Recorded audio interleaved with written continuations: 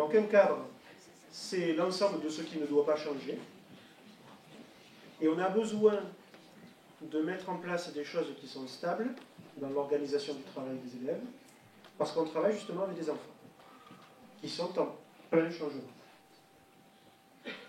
Et c'est justement parce qu'on crée des éléments stables pour ces êtres en plein changement qu'on leur donne la possibilité de changer en se sentant en sécurité. Donc ça, c'est la logique un peu théorique, sous-jacente de la notion de cadre. Alors, qu'est-ce que c'est qu'un cadre? Alors, il y a déjà une réponse. Un cadre, ce sont donc des règles. Très bien. Dans un cadre, est-ce que vous voyez autre chose que des règles, ou est-ce qu'il n'y a que des règles dans un cadre? Que des droits et des interdits? Je pense qu'on oublie, lorsqu'on ne met que les règles derrière le cadre, on oublie une dimension particulière, c'est que là, on est quand même dans un métier de l'humain. Et le premier élément constitutif d'un cadre, c'est nous. Les adultes que nous sommes.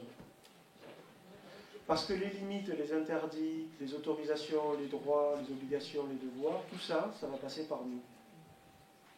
Et la façon dont on va le présenter, le caractère plus ou moins formel par lequel on va communiquer ces informations, participe à la construction du cadre.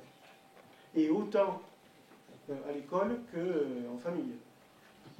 Il y a une émission là, de télé-réalité, elle n'est pas extraordinaire, sur justement la parentalité. Super Nanny.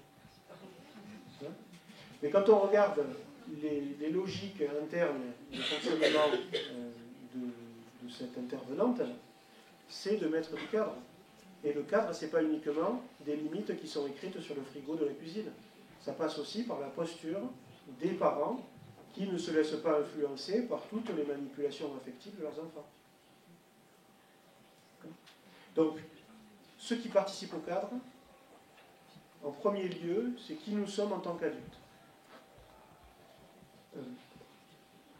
Quelqu'un qui a beaucoup travaillé sur la question des droits de l'enfant, c'est Jean Le Gall, qui est un compagnon de Freinet, qui habite du côté de Nantes. Il explique quelque chose qui est extrêmement intéressant de ce point de vue-là, c'est-à-dire que lorsqu'on construit avec les enfants des règles, ou lorsqu'on leur donne des règles, il y a même des enseignants qui font signer aux enfants le document sur lequel il y a les règles. Bon. Jean Le Gall explique que c'est à partir du moment où on a terminé de rédiger les règles que notre travail d'adulte commence. Je ne sais pas si vous voyez un peu ce qui se cache derrière. C'est-à-dire que là où il y a plein d'enseignants, moi qui me disent, je ne comprends pas, regarde, elles sont là les règles. Ils ne les respectent pas. Je dis, ben oui, mais c'est justement parce qu'elles sont là que toi, tu as à intervenir. Parce que le cadre passe par qui tu es en tant que personne. Et si les adultes ne sont pas garants du cadre, ben le cadre n'existe plus. Donc des adultes, donc des rituels, c'est-à-dire des habitudes. Le fait que toute journée scolaire n'est pas une éternelle découverte participe au cadre. Et ça crée de la stabilité. Alors en maternelle, il y a beaucoup d'enseignants en maternelle, vous êtes des champions du monde des rituels. Ne lâchez pas. C'est une des forces de l'école maternelle que de s'être approprié cette histoire de rituel, de ritualisation du temps scolaire. À l'école élémentaire, ça commence à être un peu diffus, au collège, ça l'est encore un peu plus. Et c'est bien dommage, parce que le fait qu'il y ait une façon de commencer la journée, une façon d'annoncer des temps de pause, une façon de terminer la journée et d'organiser le sas avec la famille, ça aide à stabiliser justement des repères et à concevoir la journée qui va s'annoncer comme étant une journée sur laquelle on a certaines prises. Et c'est beaucoup moins angoissant. Ce qui participe au rituel aussi, ce sont des responsabilités qui sont confiées à des enfants volontaires.